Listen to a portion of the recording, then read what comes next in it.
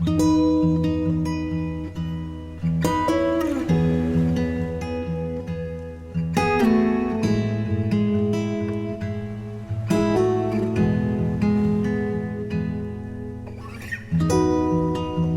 eggs. 1/2 teaspoon red chili powder. 1 teaspoon salt. 1 teaspoon red chili flakes. 1 teaspoon roasted and crushed cumin seeds. 1/2 teaspoon chaat masala. Mix well.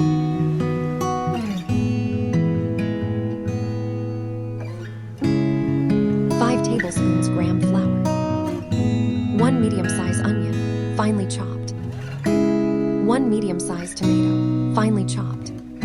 2 tablespoons capsicum, finely chopped. 2 tablespoons fresh coriander leaves. 2 green chilies, chopped. Water as per required. Mix well.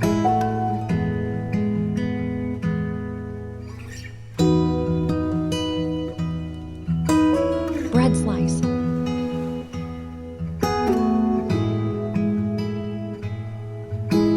Two tablespoons cooking oil.